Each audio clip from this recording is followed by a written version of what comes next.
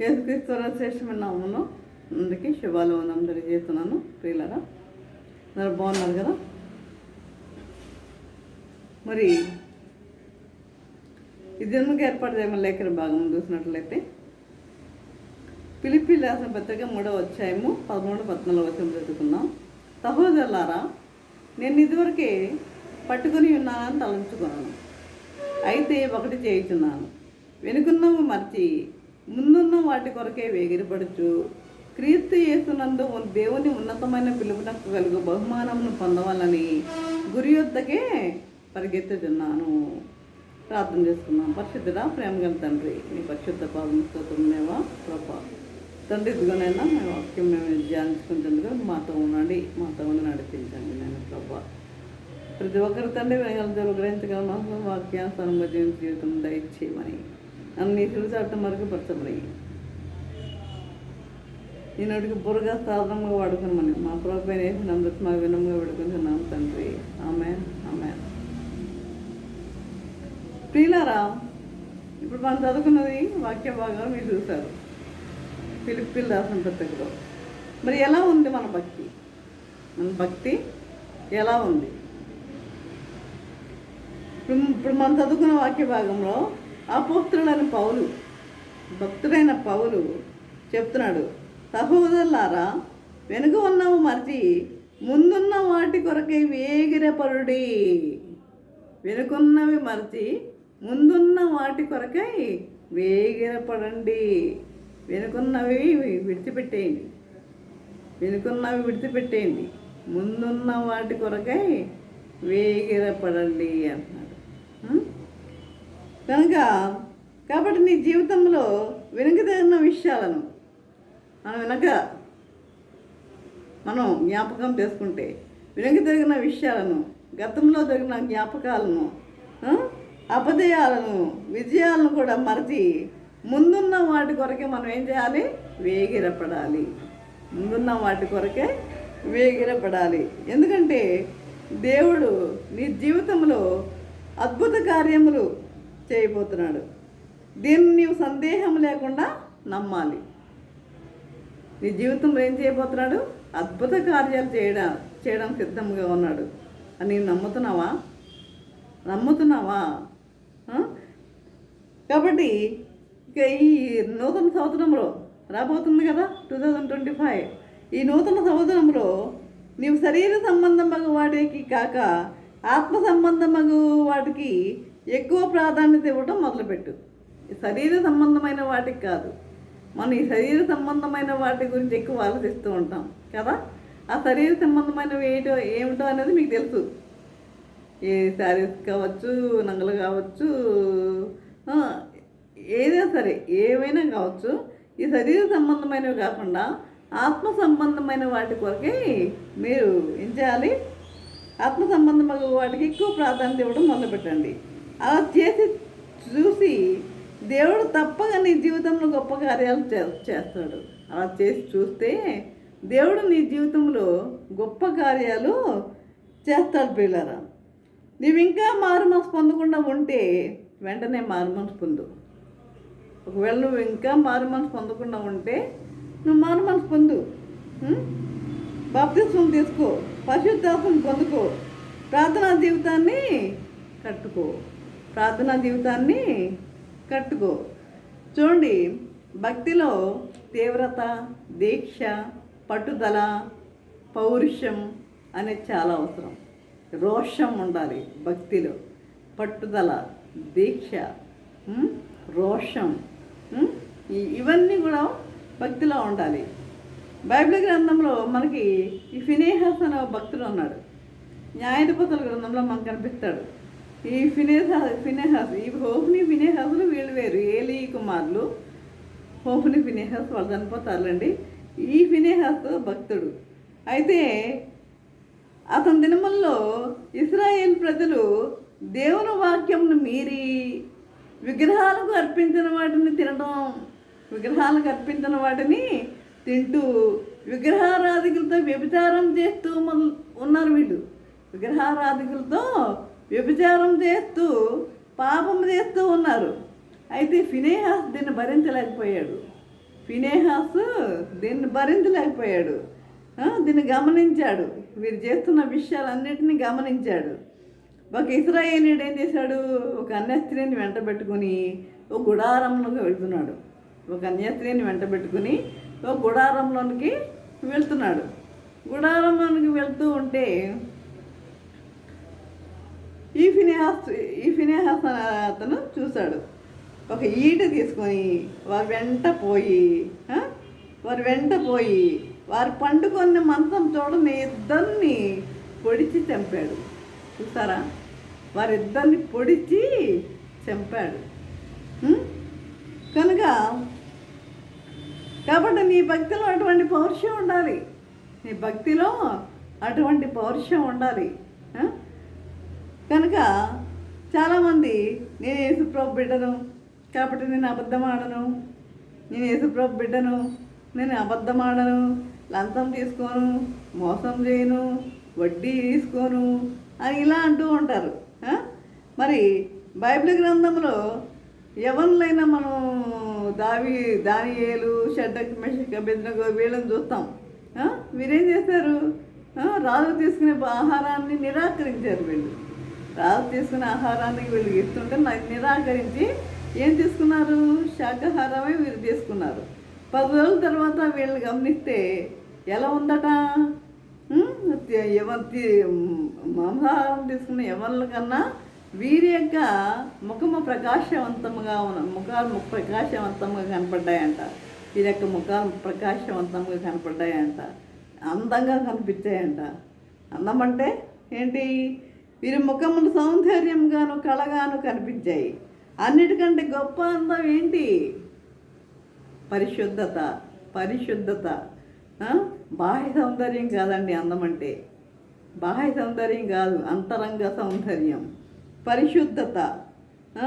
కాబట్టి దాన్ని మీరు కాపాడుకున్నారు. కాబట్టి సౌందర్యంగాను కళగాను కనిపించారు. కాబట్టి యేసుప్రభును కలిగి ఉంటే అదే నిజమైన అందం. యేసుప్రభును మనం కలిగి ఉంటే అదే నిజమైన అందం. ప్రియులారా చూడండి, భక్తిలో స్తుతి ఉండాలి. భక్తిలో ఏముండాలి, స్తుతి ఉండాలి. దేవుని ప్రజలైన ఇశ్రాయేలీయులు స్తుతి చెల్లించడానికి బదులు వీళ్ళు ఏం చేశారు, స్తుతి చెల్లించడానికి బదులు సనగడం మొదలెట్టారు. స్తుతి చెల్లించడానికి బదులు సనగడం మొదలెట్టారు. సనగడం ప్రతిదానికి, ఆహారం ఏది నీరు లేకపోతే సనగడం, ఆహారం లేకపోతే సనగడం, ఈ విధంగా ప్రతిదానికి సనగడం మొదలుపెట్టారు. దేవునికి సణిగేవారంటే ఇష్టం అండి. దేవునికి సణిగేవారంటే ఇష్టము లేదు. చూడండి, స్తుతిస్తే సాతాను పారిపోతాడు మన దగ్గర నుండి. మనం స్తుతిస్తే మన దగ్గర నుండి సాతాను పారిపోతాడు. అదే మనము సణిగితే తిరిగి వస్తాడు.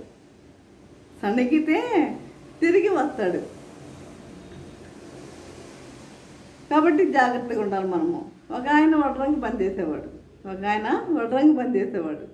ఒకరోజు పైన ఆయన పని చేస్తున్నప్పుడు ఆయన చేతిలోంచి గొడ్డలు జారిపడింది. కింద పిల్లవాడు ఆడుకుంటున్నాడు. అయితే ఆ పైన అతను స్తోత్రం అంటున్నాడు. కింద వెళ్ళి ఆయన ఏంటి స్తోత్రం అంటున్నాం ఏంటంటే, కింద పిల్లాడి మీద గొడ్డలు పడలేదని దేవునికి ఏం చేస్తున్నాడు, కృతజ్ఞతలు చెల్లించుకుంటున్నాడు. ఈ శుద్ధి వాడి మీద పడలేదు, ఆ బిడ్డ ఆడుకుంటున్నాడు అని కృతజ్ఞత చెల్లించుకుంటున్నాడు. కాబట్టి చిన్న చిన్న విషయాల్లో కూడా మనము దేవునికి ఏం చేయాలి, స్తుతి చెల్లించడం నేర్చుకోవాలి. చిన్న విషయాల్లో కూడా మనము దేవునికి స్తుతి చెల్లించడం నేర్చుకోవాలి. ప్రతి విషయంలో కూడా స్తుతి చెల్లించడం నేర్చుకోవాలి ప్రియులారా.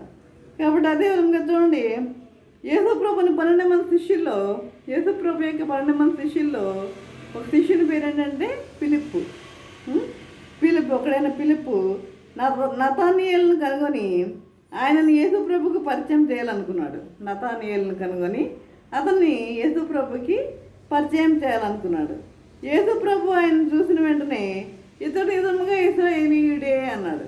ఇతడు నిజముగా ఇశ్రాయేలీయుడే అన్నాడు. ఇతని యందు ఏ కపటం లేదు అని చెప్పాడు. ఇతని యందు ఏ కపటం లేదు అని చెప్పాడు. అందుకు నతనయేలు ఆశ్చర్యపడి, నన్ను నీవు ఎలా ఎరుగుదువు అని అడిగాడు.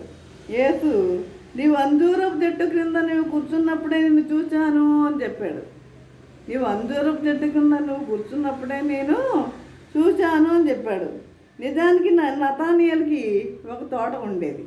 నిజానికి నతానియేలుకి ఒక తోట ఉండేది. ఆ తోటలో ఒక అంజూరపు చెట్టు ఉండేది. ఆ తోటలో అంజూరపు చెట్టు ఉండేది. ఆ చెట్టు కింద కూర్చొని అంజూరపు చెట్టు కింద కూర్చొని అతను ప్రార్థన చేసుకునేవాడు. ఈ విషయం తనకు తప్పితే ఎవరికి తెలీదు. కానీ ప్రభువుకి తెలుసు. ప్రభువుకి తెలుసు. జక్కయ్య మెడి చెట్టు ఎక్కినట్టు ప్రభువుకి తెలియలేదా? అలాగే ఇతను అంజూరపు చెట్టు కింద కూర్చొని ప్రార్థించడము నతాని దేవునికి తెలిసింది తప్ప ఎవ్వరికి కూడా తెలియదు. ఎప్పుడైతే యేసు ప్రభు నిన్న అంజూరపు చెట్టు కింద ఉన్నప్పుడే చూశానని చెప్పాడు, వెంటనే నతానియేలు అదిరిగిపోయాడు. అయ్యో, నిన్న అంజూరపు చెట్టు కింద కూర్చొని ప్రార్థన చేసుకోవడం ఎవరికి తెలియదే, ప్రభువు చెప్పేశాడని చెప్పి అదిరిపోయాడు అతను. బోధకుడా, నువ్వు నిజముగా దేవుని కుమారుడువు, ఇశ్రాయేలు రాజువు అని చెప్పాడు. అందుకు యేసు, ఆ అంజూరపు చెట్టు కింద నిన్ను చూసినని నేను చెప్పినందుకు నీవు నమ్ముతున్నావా? అంజూరపు చెట్టు కింద నిన్ను చూశానని చెప్పినందుకు నీవు నమ్ముతున్నావా? వీటికంటే గొప్ప కార్యములు చూద్దామని అతనితో చెప్పాను. వీటికంటే నువ్వు గొప్ప కార్యాలు చేతువని చెప్పాను. కాబట్టి ఈ విధముగా మరి మనము పౌలు భక్తులు చెప్తున్నట్లుగా ముందున్న వాటి కొరకే వేగిరపడండి అని పౌలు భక్తుడు అంటున్నాడు. వేగిరపడటం అంటే ఏంటి? ఆతుర పట్టం, తొందరపడటం. మనము దేవుని విషయాల్లో వేగిరపడాలి. మనము దేవుని విషయాల్లో ఏం చేయాలి?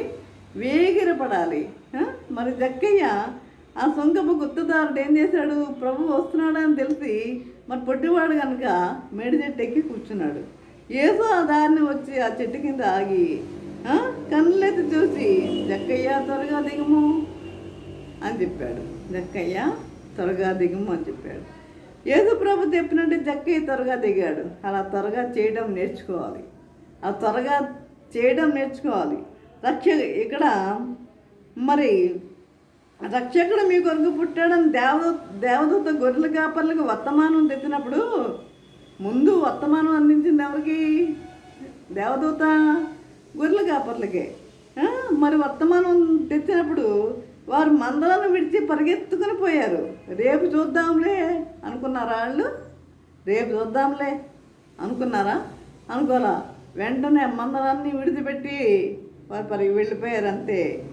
రాత్రికి రాత్రి తాము కన్నవాడిని, విన్నవాటిని, కనబడిన వారికి సాక్ష్యం చెప్పారు. వారు కన్నవాడిని, విన్నవాడిని, కనబడిన ప్రతి వారికి సాక్ష్యం చెప్పారు. అటువంటి వేగిరపాటు మనకు కూడా ఉండాలని భక్తుడు తెలియజేస్తున్నాడండి. అటువంటి వేగిరపాటు మనకు కూడా ఉండాలి అని తెలియజేస్తున్నాడు. మందిరానికి రావడానికి వేగిరపాటు మనకు ఉండాలి. మందిరానికి రావడానికి వేగిరపాటు కూడా ఉండాలి. ఇలాంటి ఆ వేగిరపాటు మీకు ఉన్నదా? ఇలాంటి వేగిరపాటు మీకు ఉన్నదా? ఇలాంటి తొందరపాటు మీకు ఉన్నదా? దేవుని సన్నిధికి వెళ్ళడానికి ఈ విధంగా ఉండాలని ప్రభు కోరుకుంటున్నాడు. ఈ విధంగా జీవించడానికి పరిశుద్ధాత్మ దేవుడు సహాయం చేసి నడిపించను గాక. ఆమెన్. ప్రార్థన చేసుకుందాం. పరిశుద్ధ ప్రేమ గల తండ్రి, నీ పరిశుద్ధ పాదముఖదేవా ప్రభా, తండ్రి ఇంతవరకు నేను ప్రభా నీ వాక్యం ద్వారా తండ్రి మాతో మాట్లాడిన విధానం బట్టి నాయన మీకు వందనం తెలియజేసుకుంటున్నాం ప్రభా.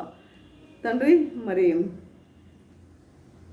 ఈ వాక్యం విన్న ప్రతి ఒక్కరు తండ్రి మరి ఈ వాక్యాన్ని విని మరి వాళ్ళ మనసు పొందక కృపను అనుగ్రహించమని నదిరేడే నేసిన అమృతమాల వినముగా వేడుకుంటున్నాం తండ్రి. ఆమె తండ్రి అయిన దేవుని ప్రేమయు, కుమారుడైన క్రీస్తు కృపయు, పరిశుద్ధాత్మకి అన్నం సహా వాసము సకల జీవుల్లో సదాకాలము ప్రభా. ఎంతమంది అయితే ప్రభా వాక్యం విని ప్రతి ఒక్కరికి తోడు నిలిచిండను గాక. Amen, amen, amen.